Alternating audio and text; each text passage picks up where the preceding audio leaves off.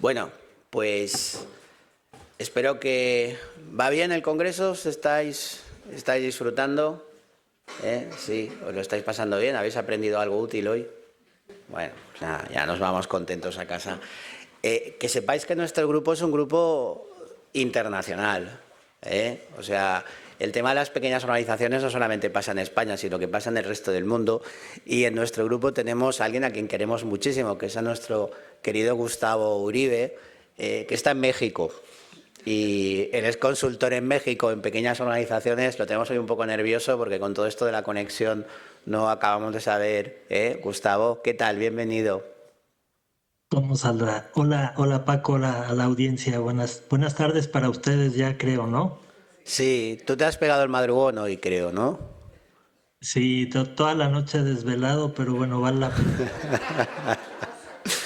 Bueno, pues como os decía, Gustavo es miembro del grupo, lo cual demuestra que cualquiera de vosotros, no creo que estéis más lejos que Gustavo, seguro que trabajáis más cerca de Madrid que Gustavo, así que os podéis formar parte del grupo y participar en las actividades, ¿no? Ellos van a hablar de un tema que está muy conectado con Thermascenic y Zapatos Fluinos, que es nuestro hilo conductor, que es la formación y la concienciación. Tenemos también pues aquí a nuestras compañeras Marta y Patricia, exacto, ahora no me salía el nombre, me va a matar luego.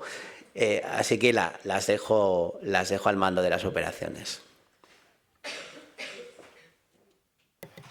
Muy bien, lo primero, a ver Muchas si gracias, Francisco. Gustavo, lo primero, el más difícil todavía. ¿Nos escuchas bien? ¿Que nos Sí, has... yo las escucho. Perfecto. Perfecto. Bueno, lo primero de todo agradecer a Ascom y a, y a todo el equipo de trabajo por esta oportunidad de dejarnos exponer este tema que creemos que es clave, ¿no? Y que es muy importante, cómo hacer funcionar el compliance en las pequeñas organizaciones, que prácticamente es el 95% del tejido empresarial. Y además darnos la oportunidad de hablar en esta mesa de formación.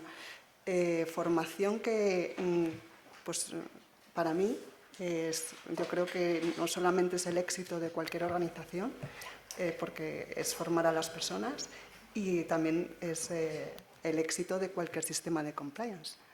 Así que nada, muchísimas gracias. Es correcto. Muchas gracias, Patricia, Marta.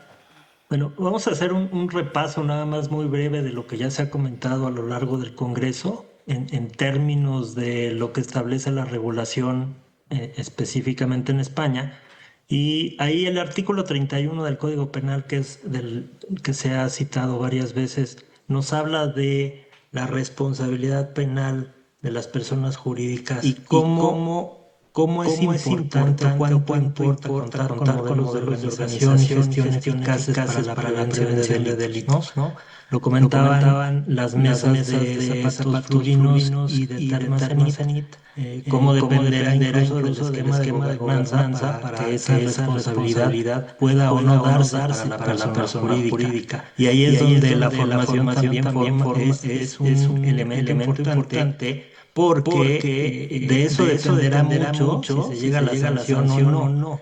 También se mencionó ya la ley 2/2023 de protección a los informantes, en la que estas dos empresas, si bien son pequeñas, cuentan con más de 50 colaboradores y en consecuencia deben de contar forzosamente con su canal de denuncias interno. Y ahí también pues habrá que evaluar cómo se capacita y se hace conciencia con los equipos para que puedan utilizar el sistema interno de información. Por otro lado, la norma UNE 19.601 también destaca la comunicación interna y la capacitación como elementos clave de modelos organizativos que pueden llegar a ser exámenes de responsabilidad penal a las organizaciones. Y esta norma distingue algo ya que es claro, el tema de la formación y de la concienciación, ¿no?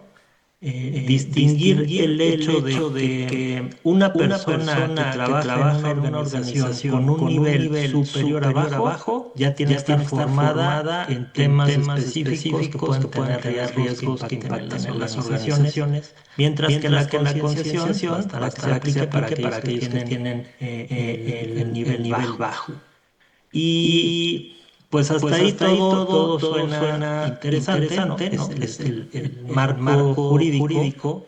Pero cuando estábamos preparando el Congreso, quiero comentarles que nos encontramos un caso de estudio que tuvo a bien compartirnos el equipo de Bonati Compliance sobre una sentencia que se dictó en diciembre del año pasado de la organización COFELI España, ¿no? Esta organización resulta condenada en una sanción, en una resolución de la Sala Penal de la Audiencia Nacional, porque aunque esta organización contaba con una estructura aparentemente sólida, un código ético, medidas anticorrupción e incluso un canal de denuncia, se concluyó que dentro de todo el esquema que tenía, pues la parte de la formación no había sido eficaz. ¿No? A pesar de que los directivos se les capacitó, tenían estas constancias, vamos a llamarlos ahora sí constancias de papel, no fue suficiente para acreditar que su sistema de compliance era efectivo. Entonces, esto es lo que nos llevó precisamente a preparar esta mesa y es preguntarnos hasta dónde vale la pena o cómo le hacemos para planificar y ejecutar programas de formación en pequeñas y medianas organizaciones eficaces. Aquí, un poco siguiendo el orden, quisiera pedirle a Marta Lázaro, socia de Más Compliance, que nos apoye con su punto de vista para una empresa como Zapatos Florinos, que hemos visto que, aunque es una pequeña organización, finalmente tiene un tamaño y una estructura que ya tira a ser una gran empresa, e incluso pues, que tiene el tema de distribución en línea y contratos con la administración pública, ¿no? Y por otro lado, Patricia Martínez, que es Compliance Officer de Norman, ella quisiera que nos apoyara con el punto de vista para una empresa familiar como lo es Termacenit, en la que también hemos visto que la gobernanza se queda en la administración que es 100% familiar, ¿no? Y aquí también invitamos al público a que aproveche porque las dos son expertas en el tema. Y si hay dudas que pueden ir saliendo sobre lo que platiquemos, pues pedir el micrófono para que las podamos atender, ¿no? Y aquí empiezo con mis amigas y colegas y quisiera preguntarles, tomando en consideración la importancia que tiene la formación y la concienciación en las pequeñas organizaciones, ¿cuál es el objetivo que debería de perseguir un plan de formación en este tipo de empresas y cuáles son los problemas reales que pueden prevenir o robustecer? Marta, si quieres empezamos contigo. Pues muchas gracias, Gustavo, y gracias por estos antecedentes para entender bien un poco lo que es esta mesa, ¿no? Hemos hablado durante toda la mañana de la gobernanza, de los sistemas de información, y ahora vamos a hablar desde otro enfoque diferente, que es cómo actúa una formación, ¿no? Dentro de esta defensa de la persona jurídica en una eventual responsabilidad penal, ¿no? Entonces, bueno, la finalidad, que yo creo que es uno de los elementos más importantes que se tiene que tener en cuenta, porque, como hemos dicho anteriormente, formación prácticamente tienen todas las empresas. O sea, no es algo que tenemos ahora que defender. La formación es imprescindible, no solamente para el éxito de una organización, sino para que realmente pues tengamos un éxito también de lo que es el sistema de compliance. Si bien lo que queremos enfatizar en esta mesa es la finalidad última que debe perseguir, debe ser orientada a un cambio de conducta o a un cambio cómo conseguir que esa formación realmente traduzca lo que es unos documentos que pueden ser un mapa de riesgos, como todos compliance sabemos que somos expertos en hacer unos mapas de riesgos, cómo traducir y hacer un puente en el que transite todo nuestro equipo, toda nuestra empresa, que transite y que se aterrice a la realidad y que sea realmente eficaz, porque lo que queremos es convertir que nuestro modelo de compliance sea eficaz. Y la formación es lo que va a ayudar a que esa brecha o que esos distintos niveles o planos, donde está la teoría de nuestro maravilloso mapa de riesgos que hemos hecho con muchísimo cariño, con muchísima profesionalidad, se convierta en algo práctico en el día a día de nuestra organización. Y para eso la formación va a ser el vehículo y va a ser la herramienta más eficaz que puede utilizar una empresa para conseguir esa finalidad. Y esa finalidad no solamente es ponerlo en la práctica, no solamente es una formación para que lo que nosotros entendemos que tiene que ser entendido y comprendido y aplicado, sino que finalmente consiga un cambio a lo mejor cultural, un cambio de cómo se hacen las cosas, y esos cambios a lo mejor vienen reflejados en nuestros mapas de riesgos. No es un cambio caprichoso, sino que tiene que ser orientado, conectado y muy bien planificado con respecto a los riesgos que nosotros previamente como compliance hemos detectado en nuestro sistema. Y yo creo que esa es la idea principal que tenemos que trasladar en esta mesa.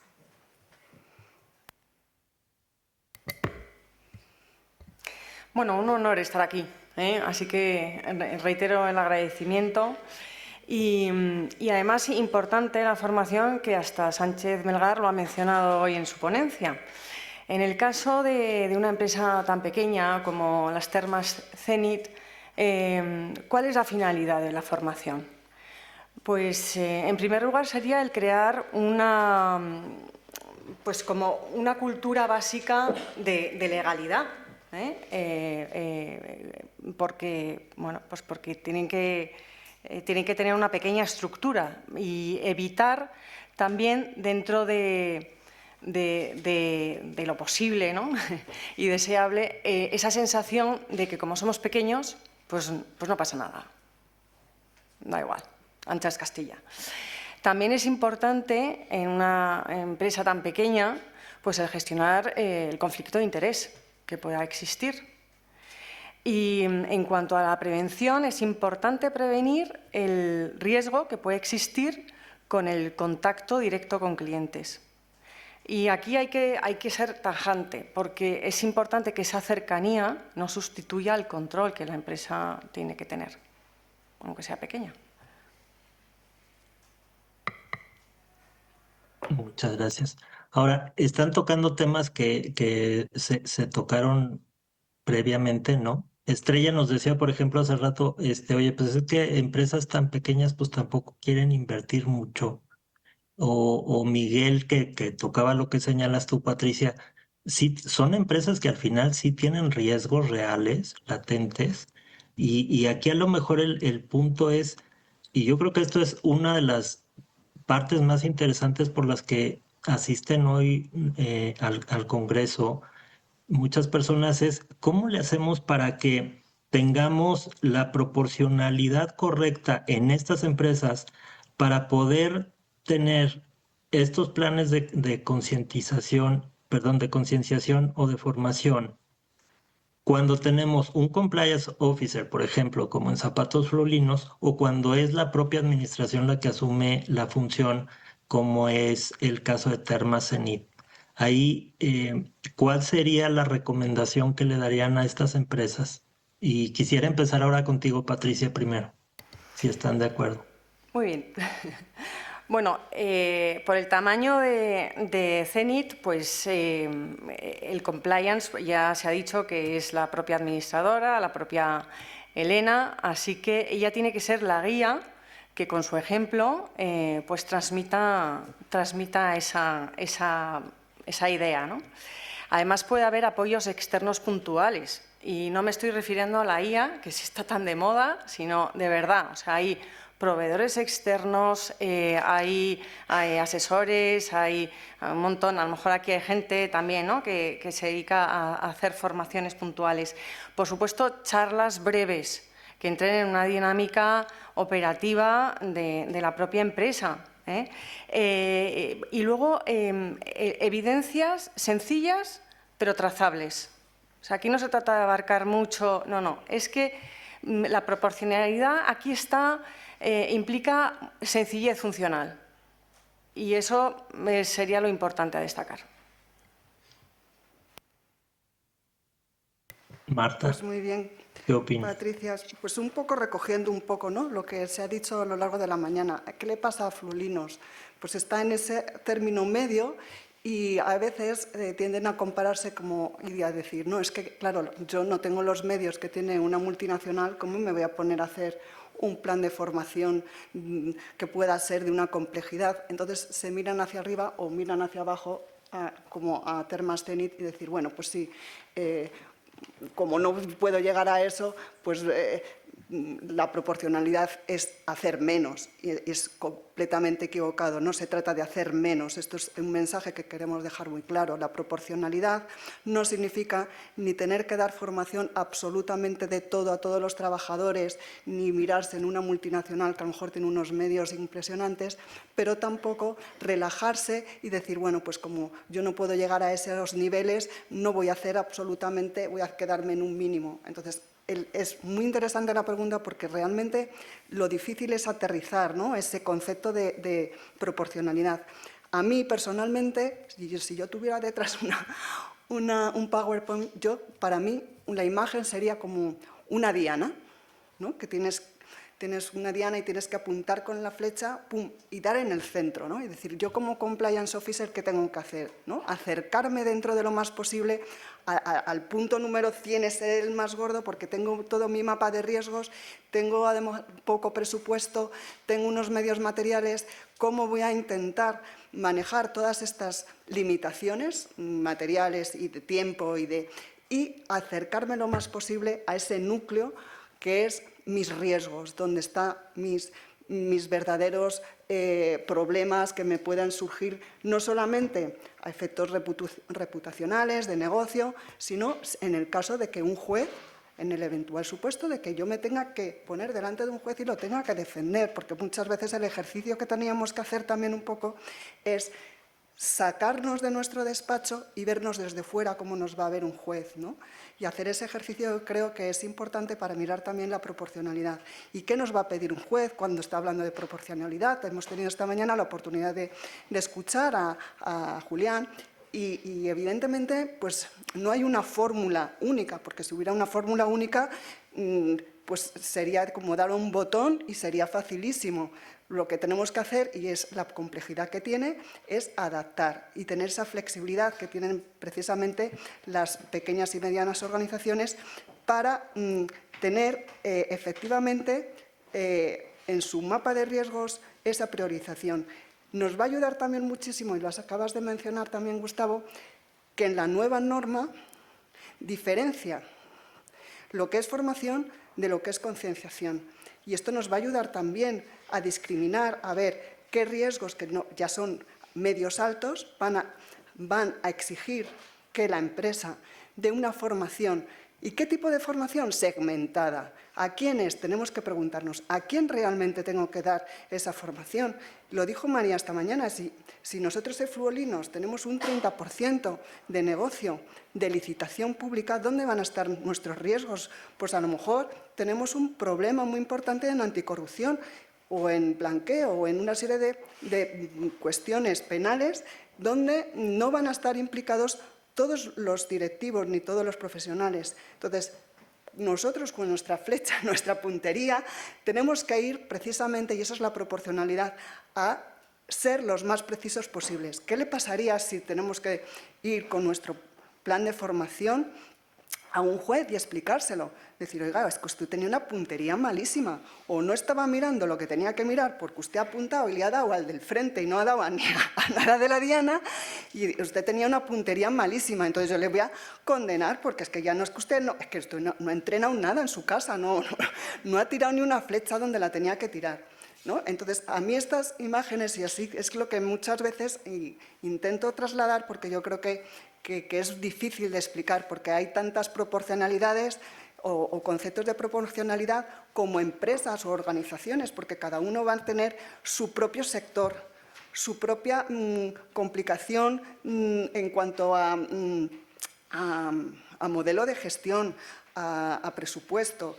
Muchísimas cuestiones que no podemos aquí en un congreso dar una fórmula matemática maravillosa, ojalá que la tuviéramos, porque entonces pues, tendríamos pues, pues, no sé, un éxito increíble en todo, pero y precisamente lo que hacen los jueces es ver esa razonabilidad. Usted razonablemente, con todos sus medios, con todo lo que usted ha podido hacer, con sus riesgos, razonablemente hizo lo posible para que esta formación evitara que se produjera esto. Y es lo que le pasó a Cofeli, que tenía un plan maravilloso de formación en directivos a París, me imagino que se gastaron un increíble dinero en hacer esas formaciones maravillosas, pero a la hora de la verdad no les valió, porque lo que era realmente una formación que se quedó en el papel y no bajó a esa proporcionalidad de lo que se necesitaba para ese delito concreto y para esa actividad en concreto. No sé si me he excedido demasiado, pero es que me encanta hablar de esto. Fíjate, de hecho a mí hasta me salta una duda y perdón si me salgo ahí un poquito de lo que hemos platicado antes en la preparación, pero por ejemplo, comentaban en los equipos anteriores y especialmente en el de Terma Cenit, el tema de la elaboración del mapa de riesgos, ¿no? Si teníamos que considerar si se sugería o no que las empresas determinaran si solamente se quedaban con el riesgo penal o que su mapa de riesgos realmente incluyera otras conductas en las que puede incurrir la persona jurídica. Y aquí me salta una duda, o sea, si se da esta formación y esta concienciación, como decimos que se puede dar con la intención de que también el personal pues se vuelva preventivo, si estuviera en sus manos a lo mejor el determinar con el equipo de trabajo y dejando a lo mejor un poco a los equipos directivos, como fue el caso de Terma Cenit, o al compliance officer solo, o como parte de un cuerpo colegiado en zapatos florinos, si ustedes tuvieran que justificar ante un juez cuáles fueron los riesgos que consideraron para que su plan de formación se integrara como lo hicieron, ¿cuáles piensan que serían? O sea, tomando en consideración lo que hemos escuchado antes. Marta, por favor, si puedes. Sí, bueno, yo por no ser reiterativa, pero bueno, yo creo que se han hablado durante toda la mañana de varios riesgos que son recurrentes en lo que es la actividad de estas empresas modelos, ¿no? 4 actividades que yo resaltaría, ¿no? Que son el tema de anticorrupción, que es un tema importante. Si tuviera que dar formación anticorrupción, ¿se lo daría al empleado de la fábrica? Obviamente no. ¿Quién van a estar en contacto con este tipo de riesgos? Pues los directivos, la cúpula, el departamento financiero. Esa es la formación que tendríamos que dar y además precisamente una formación muy específica. Quiero también poner en énfasis que no vale una formación porque, claro, muchos de nosotros seremos profesionales del derecho y, claro, damos siempre por supuesto de que todo el mundo sabe del derecho. Entonces, muchas veces, a lo mejor, somos demasiado teóricos, incluso en la formación que tendemos a impartir.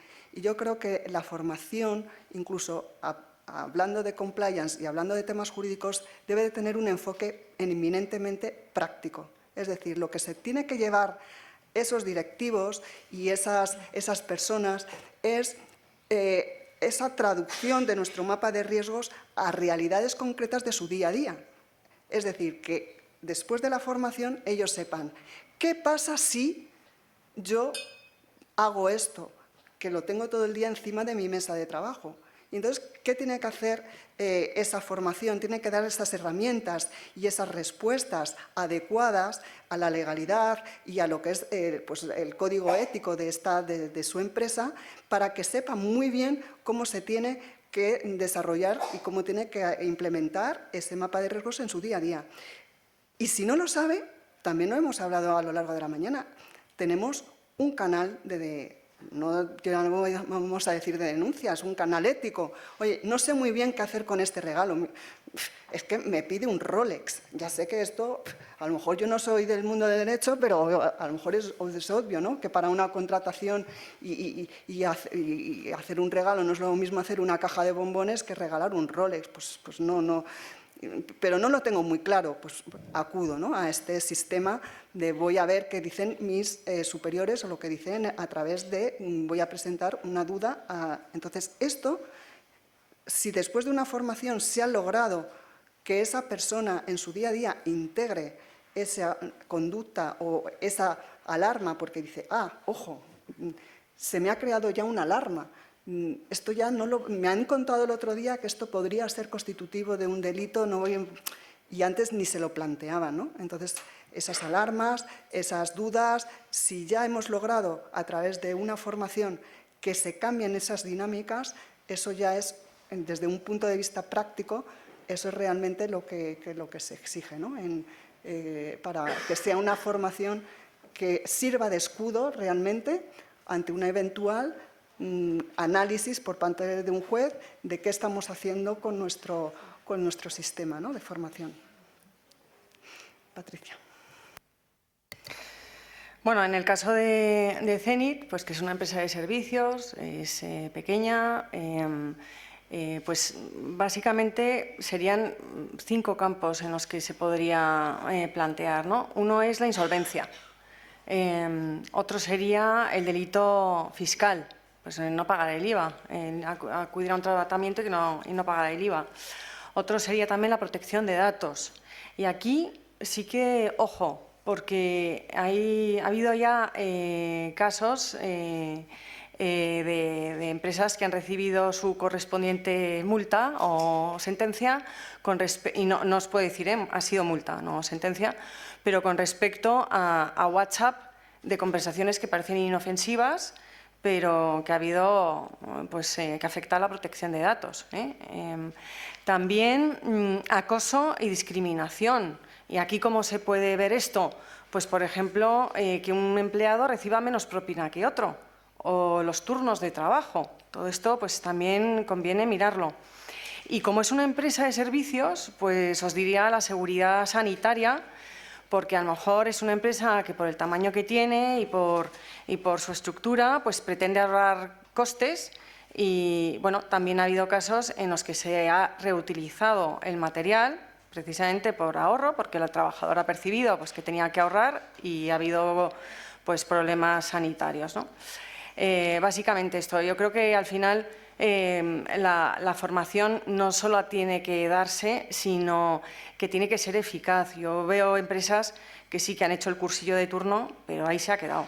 Luego a la práctica es otra cosa, y cada vez, pues como vemos, que también lo ha dicho Sánchez Melgar esta mañana, no solamente Cofeli, sino Pescanova, estas sentencias Siemens España, Bankia, o sea que hay ya unas cuantas que pesan en la mesa. Y que son al final empresas grandes. Sí, pregunta. ¿No? Gustavo, que nos van a hacer una pregunta. Venga, fenomenal. Sí. Qué bien. Una pregunta o una reflexión compartida. Sí. ¿Se me oye sin el micrófono? Sí, perfectamente. Sí. Bueno. Así. Habéis comentado los tres la importancia de que la formación sea eficaz. Entonces, bueno, desde mi experiencia, nosotras venimos de una organización de unos 200 empleados y somos de la función de compliance. Para mí, no sé si hay algún secreto, pero en la parte de formación, la dificultad máxima es que para que sea eficaz tú no puedes enseñar al que no quiere aprender. Entonces, normalmente, por la parte de operaciones, te encuentras gente que para ellos lo que representas es una barrera burocrática que les estás quitando 1 hora y media de sus operaciones, de su día a día. Y entonces, para mí ahí esa es la dificultad, no que tú no tengas tu mapa de riesgos con tus riesgos identificados, que no sepas el colectivo al que le tienes que dar esa determinada formación. Es el que van y por mucho que tú quieras engancharlos, motivarlos, pues a lo mejor les has metido la semilla, vienen 20 y hay uno pues que sí, que ha abierto sus oídos y no ha estado pendiente de su WhatsApp, pero en la práctica, aunque hagas un esfuerzo, una planificación de la formación muy bien a la diana, resulta que no ha sido eficaz. Y es que, o sea, yo a veces digo, pero ¿qué más podemos hacer para que la gente se lleve algo?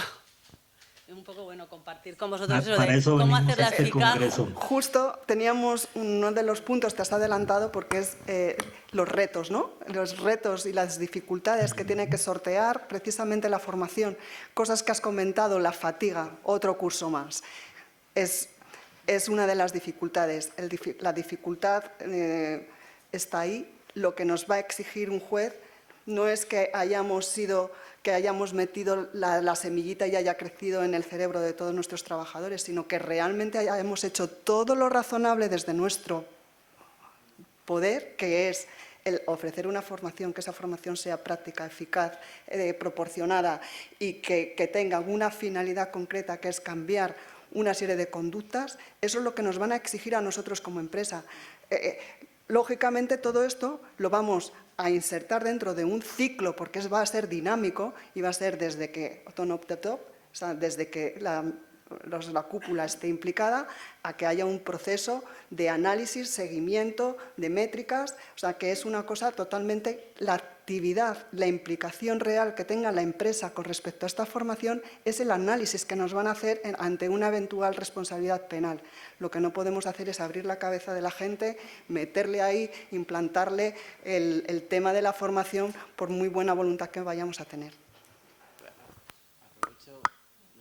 Me meto en medio, pero al hilo de esto hay una cosa que cuando se revisó la norma UNE, una de las cosas que se revisa en el comité es precisamente el tema de formación y concienciación, ¿no? Y una de las reflexiones que había en la mesa cuando se fue reformando era precisamente el cómo quizá la exigencia de formación en todos los niveles de organización es excesiva. Porque es cierto que en muchas áreas operativas y en muchas zonas de la organización, en muchos las acciones de concienciación puntual pueden ser tanto o más eficaces que una formación precisamente por esos déficits de atención que tienes ya pues en áreas fabriles, logística, etcétera, ¿no? Por lo tanto, la norma UNE revisó esto porque esto además era un problema que luego en las auditorías de certificación se generaba, ¿no? Ostras, ¿cómo tenemos que dar formación a todo el mundo? Y hay muchísima gente que la formación pues es que ni le motiva, ni le interesa, ni se le aproxima, etcétera, ¿no? Por lo tanto, yo creo que uno de los elementos que ya se ha revisado porque se ha detectado es esta problemática, la herramienta que tenemos dentro de los estándares es que no es necesario dar formación a todo el mundo, que a lo mejor como ya se han bien apuntado, el mapa de riesgos te lleva muchas veces a ver que hay ciertas áreas de riesgo donde la acción de concienciación puntual, la píldora, el tema de impacto. Ahí, por ejemplo, hoy no está aquí, pero Diego, que es miembro de la Junta, Diego Recacha, que es del Leroy Merlin, ellos trabajan mucho con formatos tipo TikTok. ¿Por qué? Porque tienen mucha línea operativa. Entonces, jugar con píldoras, con formatos muy breves, que la gente está perdiendo la capacidad de atención, etcétera, pues en todos estos enfoques encajarían con lo que apunta Marta, ¿no? En el sentido de que a veces es mejor, antes de dar mucha formación, pararse a pensar y decir, bueno, aquí, ¿qué me interesa esto? Pues vamos a hacer eso. Y luego otro tema que hay muy de debate en este momento con relación con este tema es la recurrencia. Es decir, tendemos a hacer programas lineales, es decir, de tal día a tal día formación de esta área. Cuando hay varias cosas que, y esas las he comprobado yo personalmente, porque llevo ya muchísimos años dando formación, y es que es muy difícil que un porcentaje razonable de gente de cualquier departamento esté a la misma hora, el mismo día, con las mismas ganas de escuchar. Esto no es así. O sea, es lo que tú has apuntado muy bien. Claro, organizar en vez de una formación varias pequeñas formaciones, el buscar que el objetivo se vaya cubriendo regularmente, o sea, no es tanto hacer un plan de formación de en marzo toca esto, sino a veces jugar como en capas más laminadas durante el año, que uno se pueda apuntar a una u otra, que lo tengas que cubrir a lo largo del año. Oye, mira, durante este año en alguna de estas tienes que pasar cuando te apetezca o trabajar con píldoras muy pequeñas. Es decir, son elementos que dan soluciones a un problema que es vuestro y es de todos. Es de todos. O sea, esas formaciones tipo 2 horas, etcétera, a ver, es que es imposible que ese día ya se te van, pero es que se te van hasta, pues esto nos pasa mucho, por ejemplo, en prevención de blanqueo, y normalmente estás dando áreas que están mucho más implicadas y a ver, formaciones de 2 horas o hora y media, etcétera, ya les cuesta, ¿no? Tienes que buscar cómo los pillas, ¿no? Pero sí que es cierto que yo creo que lo que os apuntaban desde la mesa y lo que tenéis que tener en cuenta es que la UNE hoy en día nos relaja el estándar, y es un estándar que los tribunales están utilizando. O sea, la UNE es un buen marco de referencia. Más allá de que certifiques o no, es un estándar que los tribunales están teniendo en cuenta y por lo tanto marca una serie de cuestiones. Fijaros ahí como Julián, cuando hablaba de compliance, habla de la UNE. O sea, la UNE es una norma que en el comité que la redacta está José Manuel Maza. Entonces tiene un ADN judicial de siempre que ese pozo no lo ha perdido. Bueno, pues todos estos elementos son los que tenéis que trabajar, buscar más, perderle el miedo, que también es un sesgo de las áreas de compliance a veces, perder el miedo a oye, si no tengo formaciones muy completas, luego voy a tener problemas. O sea, es que esto también es una tendencia que tenemos, ¿no? Yo digo, yo le meto 2 horas y ya está. Si no se ha enterado, no se ha enterado, pero que luego a mí me vean que no lo he formado. Entonces, es buscar ese punto de equilibrio entre cómo conseguimos captar la atención, cómo le damos varias oportunidades de formación y cómo potenciamos mucho más la concienciación, que es una herramienta brutal, frente a cursos formativos, que es una herramienta más de capacitación técnica para ciertas áreas o para ciertos departamentos con riesgo superior a bajo, donde también la norma está marcando que tienes que formar respecto de los riesgos superiores a bajo. Que eso también es otro elemento importante. No hace falta que formes de todo con el mismo nivel de intensidad, ¿no? Entonces yo creo que hay un proceso ahí, es una norma nueva, la versión 2025 salió el año pasado, ese proceso de reflexión es anterior, la norma se está empezando a aplicar ahora, pero yo creo que pues desde las funciones de compliance y los externos tenemos que perder un poco el miedo a intentar acciones más atrevidas y más de impacto y menos de formación completa. O sea, eso es un sesgo que tenemos nosotros. Y también tenemos que ver cómo enganchamos a unas personas que hoy en día tienen muy poca capacidad de atención para todo en general, porque eso es una debilidad humana, o sea, eso es un problema que tenemos general y que además muchas de las cosas que les contamos es que no les interesan. Pero es que a lo mejor tienen razón en que no les interesa, no tenemos por qué formar de cosas que no les interesan, ¿no? Entonces ese punto es donde en este momento yo he visto organizaciones que están haciendo cosas súper interesantes, cosas que hacen grandes, que se pueden pasar muy bien a las pequeñas, ¿no? Y que yo creo que es por ahí por donde va a ir la tendencia, ¿no? Eso es un poco lo que yo os adelantaría para los próximos años. Yo tomaría también algo que comentábamos en las sesiones, Francisco, el hecho de que las las sesiones de sesiones de compliance compliance no es para que le hables de compliance a la gente, sino sino precisamente los beneficios del cumplimiento, ¿no? De lo que tienen que hacer. Y esta parte también de entender que hay sectores en los que obviamente te refieres a los directivos o a los gerentes, pero pues en donde hay sectores operativos, también se ha demostrado que funciona mucho el tema de los juegos de rol, ¿no? En los que expones, y lo comentaba Patricia, puedes llegar a exponer incluso así casos prácticos a la hora de en alguna reunión informal, ¿no? Y eso también motiva que la gente participe y se dé cuenta y precisamente haga conciencia de por qué es importante que cumpla con su papel. Yo no sé si contestamos la pregunta entre todos.